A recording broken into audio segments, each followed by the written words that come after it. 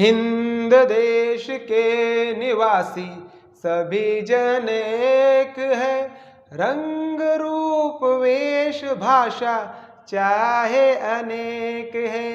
हिंद देश के निवासी सभी जन एक है, रंग रूप वेश भाषा चाहे अनेक है। जी हाँ दोस्तों, हमारे देश भारत में विभिन्न जाति धर्म संप्रदाय समाज पंथ भाषा और रंग के लोग एक साथ रहते हैं। हम सभी मिलकर रहते हैं और विभिन्न प्रकार के राज्य है, हर राज्य का खान पान अलग है, रहन सहन अलग है, रीति रिवाज अलग है, भाषा अलग है, विभिन्नता हमारे देश में है, फिर भी हम सभी एक हैं। और यही तो हमारे इस देश भारत की खासियत है, यही तो इस देश की विशेषता है कि हमारा देश भारत में अनेकता में एकता है। यही तो इसकी विशेषता है कि भारत में विविधता में एकता है। ऐसा हमारा सुंदर रंग बिरंगा प्यारा प्यारा सा हमारा देश है भारत, और हम सभी भारतवासी एक है। हमारा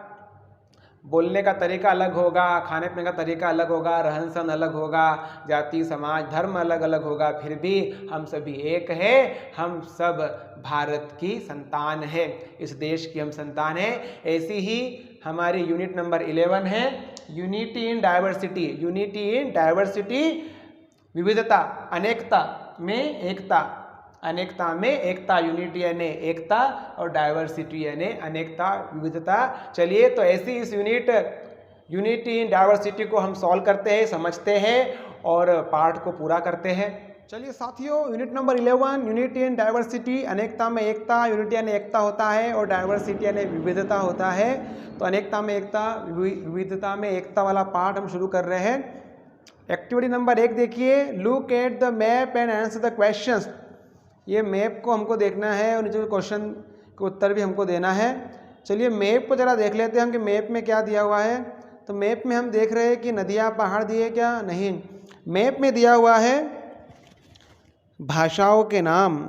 जी हाँ, ये बीच में हिंदी दी हुई है, सबसे बड़ा क्षेत्र हिंदी बोलता है। फिर नेपाली है, पंजाबी है, कश्मीरी है, कश्मीरी के बाद में गुजराती है, भीली, मराठी, उड़िया, तेलुगु, कोंकणी, कन्नड़, तमिल, मलयालम, बंगाली, मणिपुरी, ऐसी बहुत सारी भाषाएं जो है दोस्तों आप देख रहे होंगे यहाँ पर दी हुई है। तो भारत एक ऐसा देश है जहाँ सबसे ज़्यादा भाषाएं, सबसे ज़्यादा बोलियाँ पूरी दुनिया में बोली जाती है। अनेकता में एकता दर्शाता हुआ हमारा देश। अब देखिए नीचे हम चलते हैं, प्रश्न दिए हुए हैं।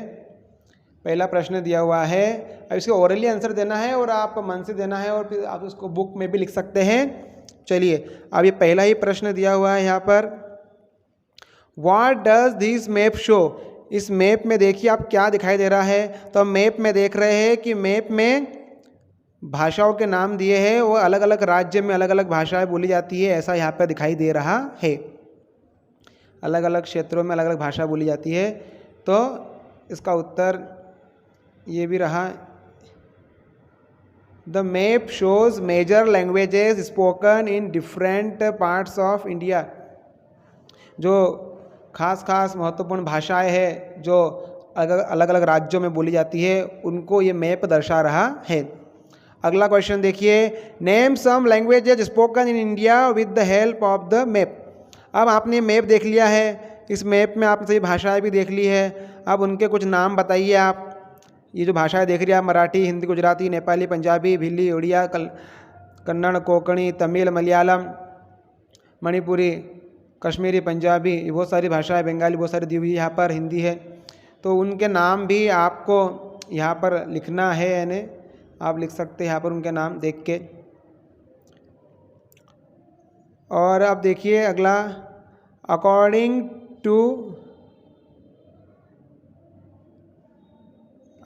To the map which language is spoken in the largest area.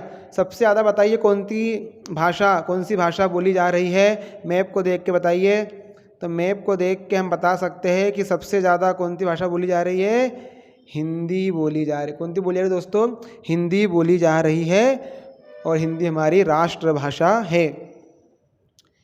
हमारे मध्य प्रदेश में भी हिंदी बोली जाती है, देखिए बहुत बड़ा क्षेत्र है, हिंदी बोले जाने वाला जो क्षेत्र बहुत बड़ा है।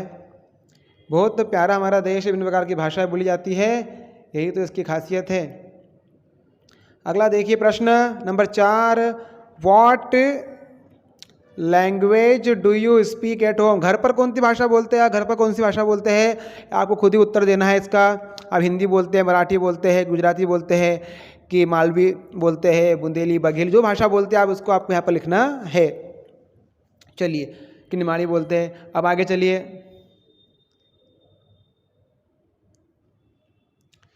एक्टिविटी नंबर 2 देखिए दोस्तों। एक्टिविटी नंबर 2 में एक पैसेज दिया हुआ है जिसको हमने कलर भी कर दिया ताकि समझने में आसानी हो जाए, प्रश्नों के उत्तर हम अच्छे समझ सकते हैं कलर के माध्यम से, रंग के माध्यम से। आप देखिए पहला जो एक्टिविटी नंबर 2 है, read the following passage. Passage को हमको पढ़ना है। एक्टिविटी नंबर 1 हमने कर लिया, अब दूसरी हम कर रहे हैं। ये जो पैसेज है ये भाषा के बारे में दिया हुआ है, इसको हम जरा समझ लेते, देख लेते दोस्तों। चलिए आइए, क्या दिया हुआ है? तो there is a popular saying, ये वर्ड दिया हुआ है सेइंग। सेइंग का अर्थ होता है कहावत। क्या होता है? कहावत। There is a popular saying in India. क्या कहावत है भारत में? कोस कोस पर बदले पानी, 4 कोस पर वाणी।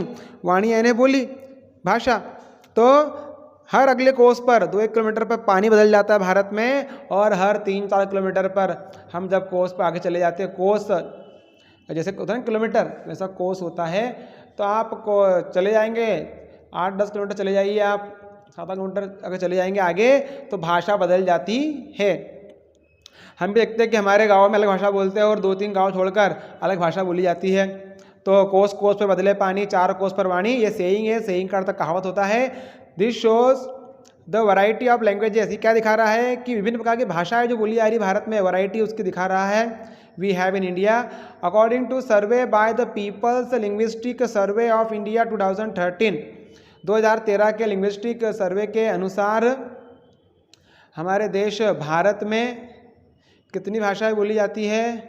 तो सर्वे के अनुसार ओवर 780 लैंग्वेजेस, 780 भाषाएं बोली जाती है, और 66 डिफरेंट स्क्रिप्ट्स है। और जो लिपि होती है, स्क्रिप्ट्स का अर्थ क्या होता है? लिपि, जो लिखने की हस्तलिपि की विधि होती है। 66 डिफरेंट स्क्रिप्ट्स है इन इंडिया में। और देखिए एक ऐसा राज्य है जहाँ सबसे ज़्यादा भाषाएं बोली जाती है, तो उसको भी हम देख लेते हैं। आगे की लाइन पढ़ते हैं। The state of Arunachal Pradesh has the highest number of languages, that is 90। Arunachal ऐसा प्रदेश है देश का जहाँ पर सबसे ज़्यादा भाषाएं बोली जाती है। 90 भाषाएं यहाँ पर बोली जाती है दोस्तों। कितनी? 90। वाह, क्या बात है। अब अगला देखिए, एज पर 2011 सेंसस, ये सेंसस है। सेंसस का अर्थ होता है जनगणना। क्या होता है? जनगणना होती है ना हर 10 साल में।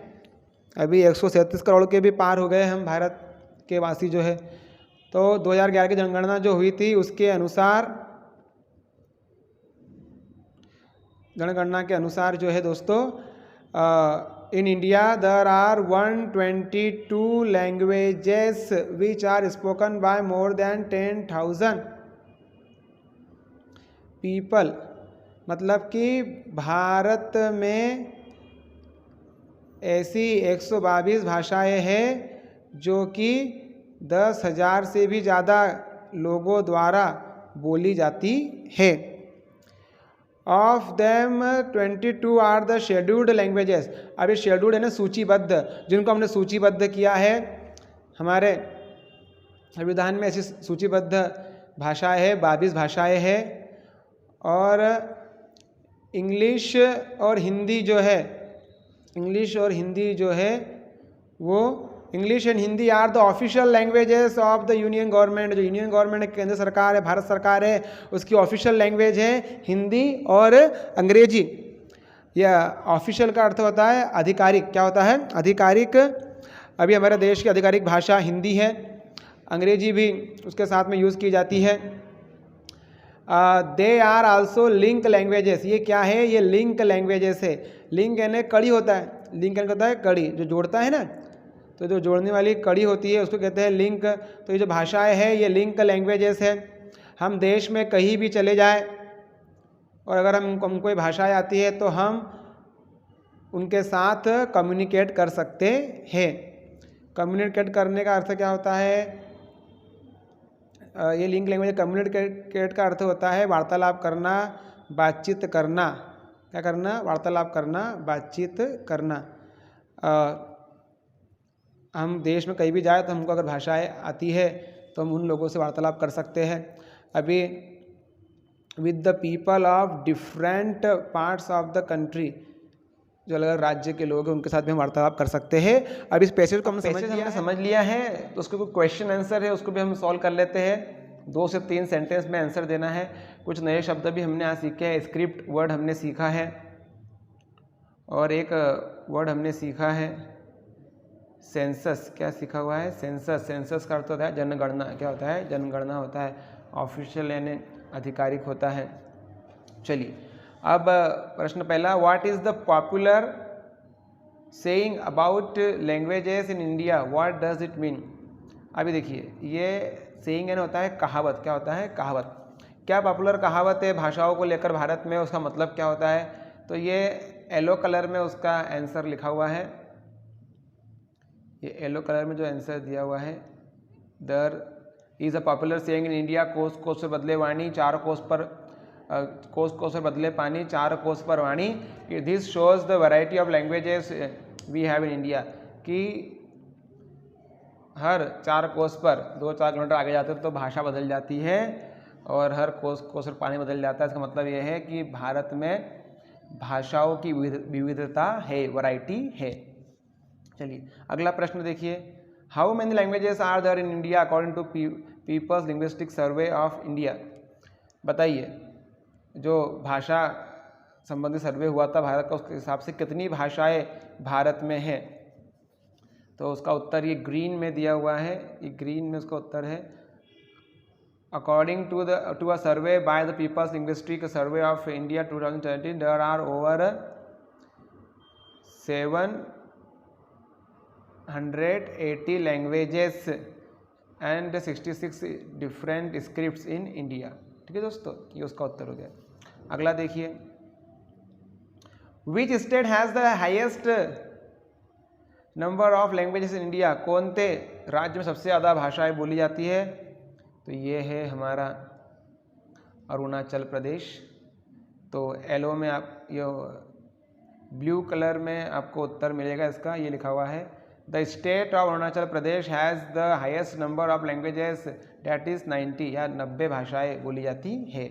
चलिए अब आगे, number 4, how many scheduled languages are there in India? Scheduled यानी सूचीबद्ध। सूचीबद्ध, कितनी भाषाओं को सूचीबद्ध किया गया है? तो इसका उत्तर ऊपर देखते हैं। तो ये उत्तर लिखा हुआ है, ये जो हल्का जामुनी कलर है इसमें देखिए अब उत्तर दिया हुआ है, 22 आर द शेड्यूल्ड लैंग्वेजेस। कितनी भाषा शेड्यूल्ड है, कितनी भाषाओं को सूचीबद्ध किया है? तो 22 भाषाओं को सूचीबद्ध किया गया है। अगला प्रश्न देखिए, what are the official languages of the union government? केंद्र सरकार की ऑफिशियल भाषाएं कौन कौन सी है? तो ये भाषाएं यहाँ पर दी हुई है। ये आप देख सकते हैं, English and Hindi. English and Hindi, तो ये उत्तर है यहाँ का। English and Hindi are the official languages of the union government. English और हिंदी जो है वो केंद्र सरकार इंडियन गवर्नमेंट की क्या है? आधिकारिक भाषा है।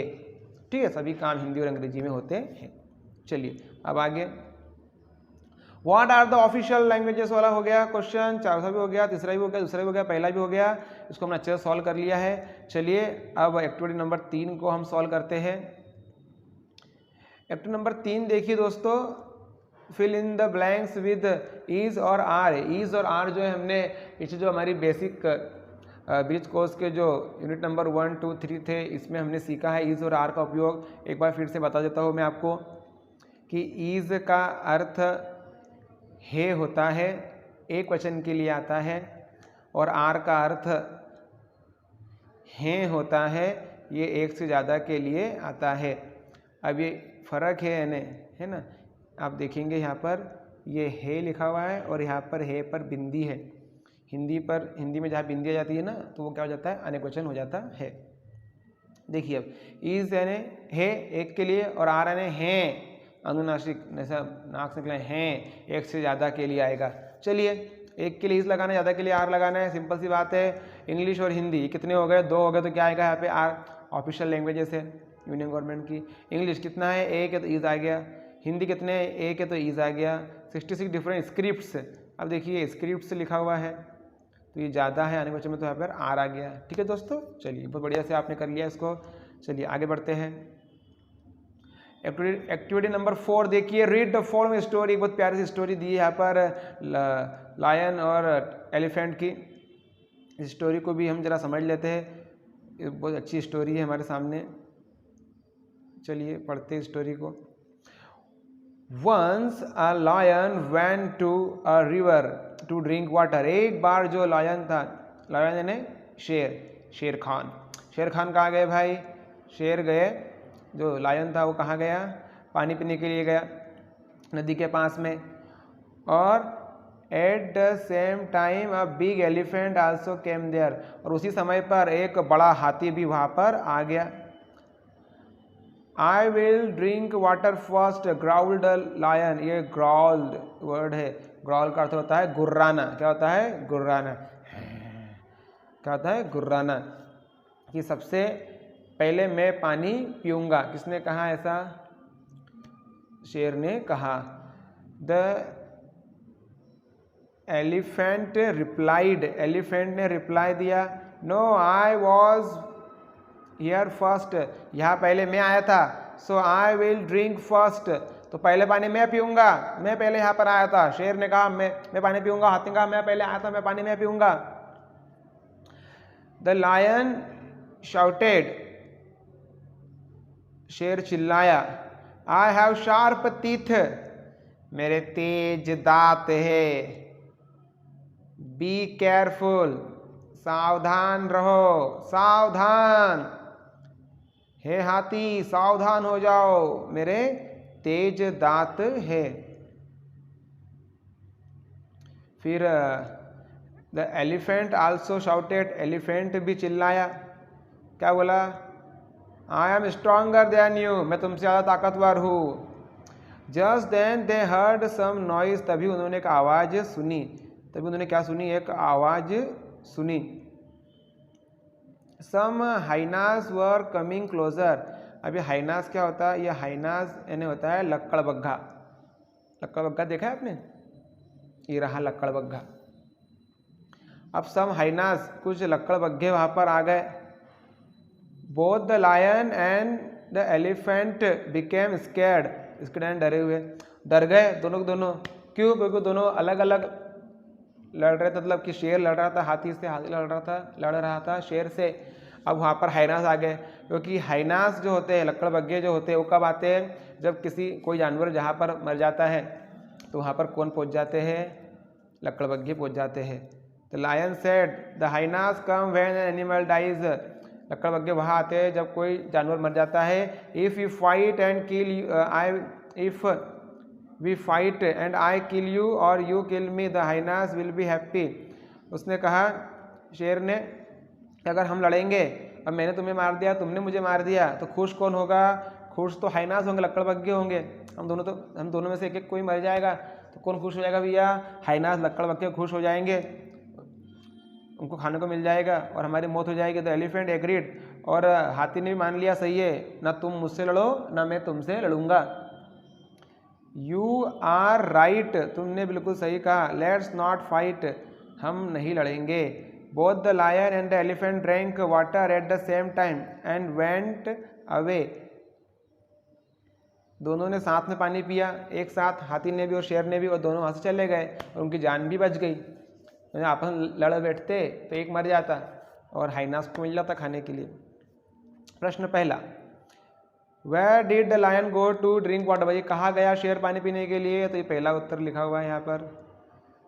Once a lion went to a river to drink water. Number 2, who else was there to drink water, और कौन वहाँ पानी पीने के लिए आया, बताइए। हु एल्स, एल्स यानी और दूसरा, अन्य, और कौन आया, तो एट द सेम टाइम, उसी वक्त। एट द सेम टाइम का अर्थ क्या होता है, उसी वक्त। A big elephant also came there, एक बड़ा हाथी भी वहाँ पर आ गया। Number 3, who had sharp teeth, किसके दांत तेज थे, बताइए। अभी आपने पढ़ा, बिल्कुल सही, तो ये उत्तर हो गया। द लायन आ जाएगा किसकी जगह पर, ये हु की जगह पे आप क्या लगा देंगे, द लायन, पूरा उत्तर हो जाएगा। The lion had sharp teeth, ऐसा पूरा उत्तर हो जाएगा। हु की जगह पर लायन आ जाएगा। अगला देखिए, हु वॉज स्ट्रॉन्गर, कौन ज़्यादा ताकतवर था, एलिफेंट था, तो ये हु की जगह पर क्या आ जाएगा, द एलिफेंट लगा दीजिए। The elephant was stronger, number 4 का उत्तर हो गया। नंबर 5 देखिए, what scared both the lion and elephant, कौन सी बात ने डरा दिया, किस बात ने डरा दिया एलिफेंट को भी और लायन को भी, बताइए उत्तर क्या होगा उसका। बिल्कुल ये ग्रीन में लिखा हुआ है उसका आंसर यहाँ पर। The lion said, the hyenas come when an animal dies. If we fight and I kill you or you kill me, the hyenas will be happy. ने कहा कि हाइनास लकड़ बग्गे वहाँ पर आते हैं जहाँ पर किसी जानवर की मौत होती है। अगर मैंने तुम्हें मार दिया, तुमने मुझे मार दिया, तो हाइनास खुश हो जाएंगे और हमारी जान चली जाएगी। ठीक है दोस्तों, चलिए अब हमने ये पांचों के उत्तर देख लिए हैं। अब हम थोड़ा सा आगे बढ़ जाते हैं। चलिए साथियों, नंबर 5 देखिए, read the following pairs of sentences and notice the differences. अब इन सेंटेंसेस को हमको पढ़ना है और डिफरेंस नोटिस करना है कि क्या इनमें अंतर है। देखिए दोस्तों, एक बात बता दूं आपको मैं, ये जो है ये है नरेशन। क्या है दोस्तों, नरेशन। जब हम ग्रामर का क्लास शुरू करेंगे तो उसमें बिल्कुल क्रमबद्ध तरीके से सिस्टमेटिक ढंग से हम जो ग्रामर पढ़ेंगे, तब आपको मैं ये नरेशन भी पढ़ाऊँगा, क्योंकि ग्रामर में थोड़ी सी आगे की चीज़ है ने, थोड़ा बेसिक ग्रामर सीखने के बाद में हम नरेशन को सॉल्व कर सकते हैं। तो देखिए ये है नरेशन, दो भाग होते, एक होता है डायरेक्ट स्पीच, एक होता है इनडायरेक्ट स्पीच। तो इसको हम ग्रामर के पार्ट में पढ़ेंगे। अभी हमको सिर्फ यहाँ डिफरेंस नोटिस करना है। The lion told elephant I have sharp teeth, यहाँ पे देखिए लायन टोल्ड एलिफेंट, ये पास्ट में था इसलिए ये हैव का क्या हो गया, हैड हो गया, और ये आई बदल गया द लायन से। तो अभी ये सिर्फ इसको समझने की कोशिश कीजिए, ग्रामर जब शुरू करेंगे तब आप इसको अच्छे से समझ पाएंगे दोस्तों, कि उसके दांत तेज थे। The elephant told the lion I am stronger than you, तो the elephant told the lion अभी प्रेजेंट में है और इधर पास्ट दिया है, इसलिए पास्ट को देख के ये एम का वाज हो गया है ना। और यू किसके लिए आया था, यू आया है लायन के लिए, तो यहाँ पर लायन आ जाएगा। ठीक है ऐसा। और ये आए है, ये बदलेगा कैसे, द एलिफेंट से, तो ये ईट लिखते हैं, जानवरों के लिए हम ईट का उपयोग करते हैं। ठीक है, अब इसे समझने का है दोस्तों, फ्यूचर में हम इसको अच्छे से पढ़ने की कोशिश करेंगे। Lion said we should not fight, lion said, देखिए अब ये शुड ये बदलता नहीं है, ये वी बदल जाएगा है ना, वी का हो जाएगा दे, क्या हो जाएगा, दे हो जाएगा, that they should not fight. Lion, the lion said I will drink water, अब ये विल है इसका वुड हो जाएगा। Lion said that it would drink water. तो ये डिफरेंस को हमको समझना है जब भी ग्रामर शुरू करेंगे दोस्तों। थोड़ा आगे का है नरेशन जो है, डायरेक्ट इनडायरेक्ट स्पीच, थोड़ी आगे की बात है ना। बेसिक ग्रामर जब अच्छा होता है तब हमको अच्छे समझ सकते हैं। अभी तो डिफरेंस समझ लीजिए और आपकी कॉपी में लिख लीजिए, और आगे जब सीखेंगे तो बहुत अच्छे से समझाने की कोशिश करेंगे, क्योंकि अभी तो सिर्फ ये समझने, अभी सिर्फ हमको सेंटेंसेस दिए हैं डिफरेंस समझने के लिए। ठीक है दोस्तों, 10th 11th में आ जाएंगे आप, थोड़ा अच्छे से उसको समझ सकते हैं। 9th में भी आप समझ सकते हैं जब ग्रामर शुरू करूँगा मैं तब। चलिए अब आगे बढ़ते हैं। अब देखिए एक्टिविटी नंबर 6 आप देख रहे हैं, make comparative forms of by adding more, an example has been done for you. अब देखिए दोस्तों, कुछ दिन पहले पिछली जो यूनिट्स थी उसमें हमने सुपरलेटिव फॉर्म देखा था, क्या देखा था? Superlative form. अब हम देख रहे हैं कॉम्परेटिव फॉर्म। ऐसे है ना, हमने पहले सुपरलेटिव फॉर्म देखा था, अब हम देख रहे हैं कॉम्परेटिव फॉर्म। अब देखिए जैसे कि big, bigger, biggest, great, greater, greatest, tall, taller, tallest, ये हमने देखे थे, ये सिंगल सिलेबल वाले वर्ड थे। अभी देखिए डबल ट्रिपल जो सिलेबल वाले वर्ड होते हैं उसमें हम जैसे ग्रेट, ग्रेटर, ग्रेटेस्ट किया, बिग, बिगर, बिगेस्ट किया, है ना, ऐसा टॉल, टॉलर, टॉलेस्ट किया। अब एक कंपेरेटिव का हमने पहले पिछले यूनिट में पढ़ा हुआ है, उसमें से भी आप समझ सकते हैं, जिसमें मैंने समझाया था आपको great, greater, greatest, tall, taller, tallest. तो उसमें जो पहला पार्ट है, अभी टॉल है, जो टॉल है ये है प्रेजेंट क्या बोलते हैं पॉजिटिव, और टॉलर इसका कॉम्परेटिव फॉर्म, ये जो हमको दिया हुआ है। और नंबर तीसरा है सुपरलेटिव, टॉलेस्ट, क्या होता है? टॉलेस्ट। तो ये पिछले में हमने पढ़ा हुआ है।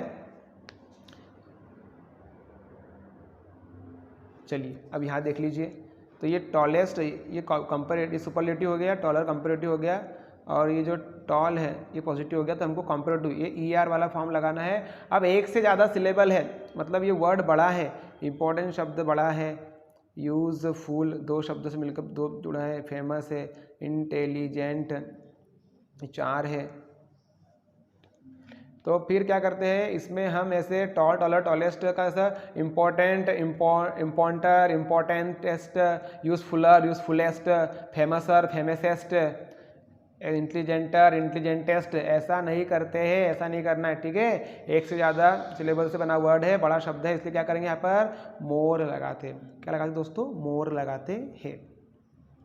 कौन सा मोर? पक्षी नहीं, MORE मोर, ये दिल मांगे मोर। चलिए, मोर यानी क्या होता है? मोर यानी होता है ज़्यादा। क्या होता है? ज़्यादा। मोर यानी क्या होता है? ज़्यादा होता है। देखिए, चलिए इम्पोर्टेंट, तो मोर इम्पोर्टेंट, सिर्फ मोर लगाना, एग्जाम्पल दिया ना, ओनली सिर्फ मोर लगा दीजिए आगे। Useful, more useful, famous, more famous, intelligent, more intelligent. Superlative क्या होगा इसका? मोस्ट लगा देंगे। सुपरलेटिव में क्या लगा देंगे? मोस्ट।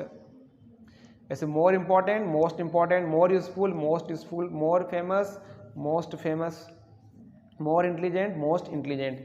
बड़ा शब्द जब होता है, एक से ज़्यादा सिलेबल होता है, तब हम मोर और मोस्ट लगाते हैं। कॉम्परेटिव में क्या आएगा? मोर आएगा। ठीक है दोस्तों, चलिए अब आगे जो हमने ऊपर पढ़ा अभी उसको नीचे हमको भरना है। Now complete the sentences with the newly formed words. जो नए नए शब्द हमने अभी अभी बनाए हैं नए, उनको यहाँ पर भरना है। चलिए अब भरते हैं। कैसे भरेंगे? तो चलिए, अब क्या दिया हुआ है? पहला दिया हुआ है health. Health is Khalistan then the wealth. फिर William Shakespeare, then John Milton, chimpanzees, then to a map, then. अब देखिए यहाँ पे देन शब्द का उपयोग करते हैं जब कंपैरेटिव डिग्री होती है, पीछे से तुलना जब करना हो किसी से, तो हम पीछे क्या लगा देते हैं? देन शब्द लगाते हैं। क्या लगा दोस्तों? देन वर्ड लगा देते हैं, यानी से। यहाँ पर क्या हुआ? से, है ना, की अपेक्षा, है ना, ऐसा। अब देखिए हेल्थ क्या है हमारे लिए? पैसे से ज़्यादा महत्वपूर्ण है, इसलिए क्या आ जाएगा यहाँ पर? More important. क्या आ जाएगा? More important. यहाँ पर आ जाएगा मोर इम्पॉर्टेंट। चलिए क्या आ जाएगा यहाँ पर? More important. नंबर 2 देखिए, विलियम शेक्सपियर जो है वो किससे ज़्यादा फेमस है? जॉन मिल्टन से, तो ज़्यादा हो गया, तो मोर फेमस। और जिससे भी है तो वहाँ देन का लगाते हैं हम, वहाँ पर हम शब्द लगाते हैं देन से की अपेक्षा। तो ये आ जाएगा यहाँ पर नंबर 2 में मोर फेमस। यहाँ पर क्या आ जाएगा? More famous. Number 3, a chimpanzee is खालिस्तान than a 2 year old child. 2 साल के बच्चे से भी ज़्यादा इंटेलिजेंट कौन होता है? चिंपैंजी होता है। पता है कि नहीं आपको? ये नंबर 3 में क्या आ गया, more intelligent. Number 4, a map is than a dictionary while trekking. जब आप ट्रैकिंग करते हैं, जब आप पहाड़ों पर ट्रैकिंग करते हैं, आप कहीं जाते हैं जंगलों में, ठीक है, सफारी पे जाते हैं, तब डिक्शनरी से भी ज़्यादा क्या चीज़ हमारे लिए यूज़फुल होती है, तो वो चीज़ यूज़फुल होती है हमारे लिए मैप। क्या होती है, मैप। तो यहाँ पर आ जाएगा मोर यूज़फुल। क्या आ जाएगा, मोर यूज़फुल। ठीक है, पहले मोर इम्पॉर्टेंट, दूसरे में मोर फेमस, तीसरे में मोर इंटेलिजेंट, चौथे में मोर यूज़फुल। चलिए ये भी आपने कर लिया साथियों। काफ़ी अच्छी मेहनत आप लोग कर रहे हैं, very good, that's very nice. चलिए अब आगे बढ़ जाते हैं साथियों। Activity number 7, read the following story. ये बहुत ही अच्छी कहानी दी हुई है, अनेकता में एकता को समझाने वाली ये कहानी है। हम जब एक रहेंगे, एकजुट रहेंगे, तो हम हर मुसीबत का सामना कर सकते हैं और जीवन में सफल हो सकते हैं।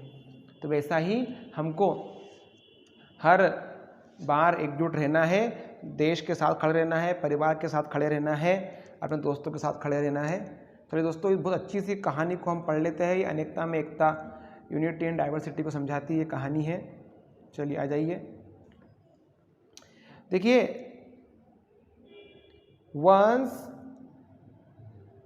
And farmer lived in a village. एक बार, वंस एंड एक बार हुआ, एक किसान का रहता था गाँव में। ही हैड 4 सन्स, उसके 4 बेटे थे।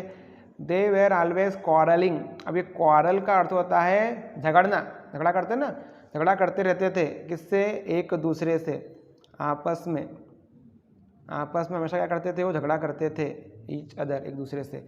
One day the old farmer fail sick. Fail यानी पड़ गया, सिक यानी बीमार। एक बार वो जो बूढ़ा किसान था बीमार पड़ गया। He decided that he should bring unity among his sons. उसने कहा कि मैं अपने बच्चों के बीच में मैंने क्या लाना चाहिए, एकता लाना चाहिए। क्यों, क्योंकि वो हमेशा लड़ते रहते, झगड़ते रहते हैं। He called his sons and asked them to bring a few sticks. अब उन्होंने सोचा कि मैं एक बच्चों को एक उदाहरण के द्वारा समझाता हूँ कि अनेकता में एकता होती है। तो उन्होंने उनको कहा कि एक एक लकड़ी लेकर आओ। स्टिक यानी क्या होता है, लकड़ी, है ना, ठीक है। They bought the sticks. बच्चे स्टिक लेकर आ गए। The farmer gave 1 stick to each other.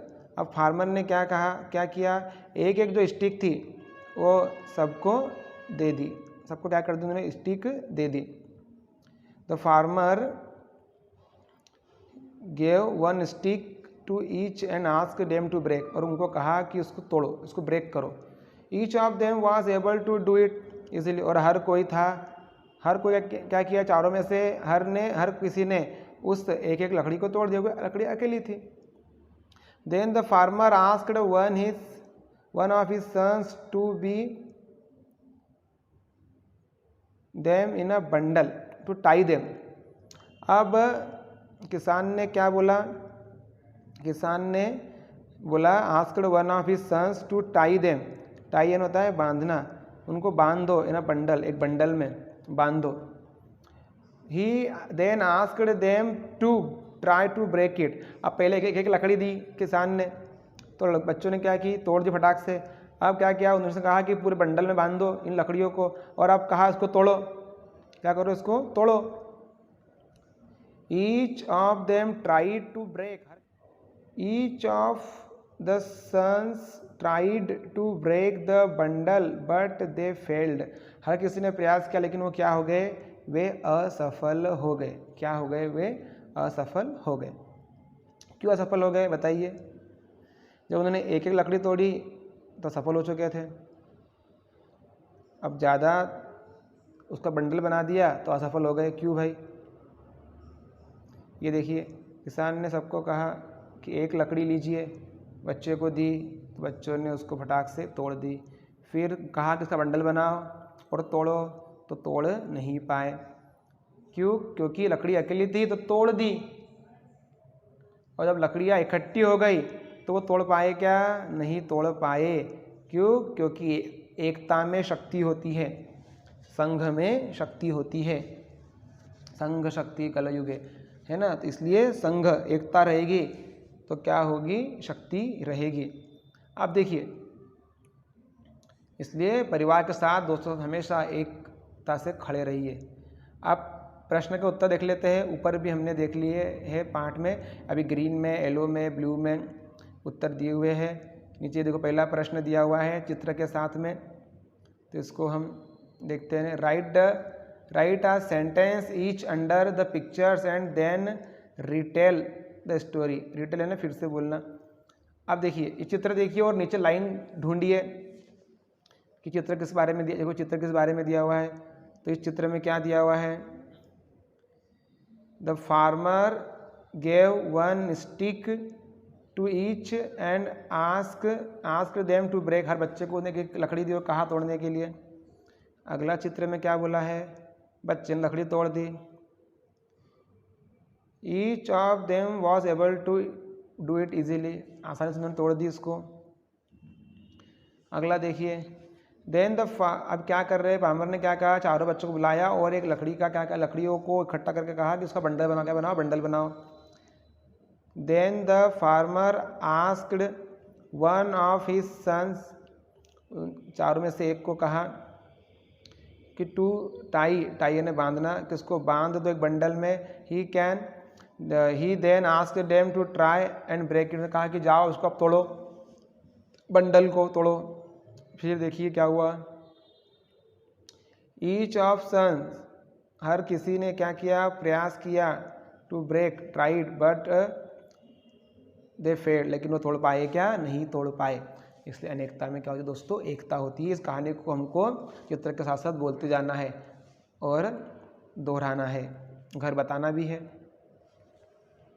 और इसको जीवन में उतारना है कि अनेकता में जो एकता वाला पार्ट है उसमें हमको एक रहना है। अब नंबर 8 देखिए, एक्टिविटी नंबर 8 कितनी प्यारी दी हुई है। खाने पीने की बात आई कि सबको मज़ा आ जाता है, सही है कि नहीं, मज़ेदार बात है ने। मस्त सुबह उठ के बढ़िया नाश्ता मिलता है, प्यारे बड़े बड़े बड़े खाना मिलता है। जब भी खाने पीने की बात आती है तो बिल्कुल हम एक्टिव हो जाते। चलिए अब देखिए, write the names of different food items which are famous in our country. देखिए हमारे देश में जो फूड आइटम्स फेमस है ना, खाने पीने जो खाद्य पदार्थ है उनको बताना है कि किस किस राज्य में क्या क्या फेमस है। तो 7-8 नाम आपको लिखना है, जैसे ढोकला गुजरात का, वड़ा पाव महाराष्ट्र का, लिट्टी चोखा बिहार, दाल बाटी चूरमा राजस्थान, और अपना मध्य प्रदेश का पोहा,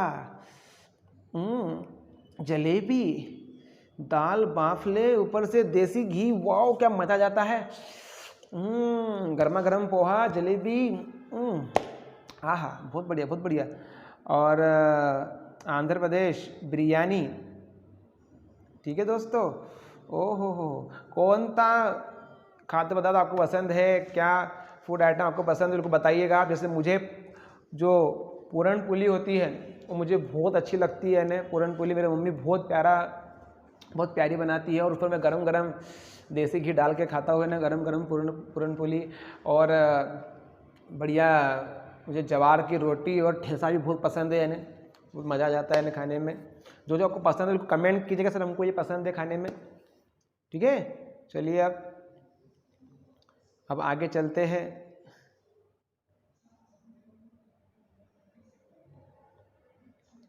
ओ डोसा, डोसा तो रह गया था, कहाँ का है फेमस डोसा, तमिलनाडु है ना, ऐसा।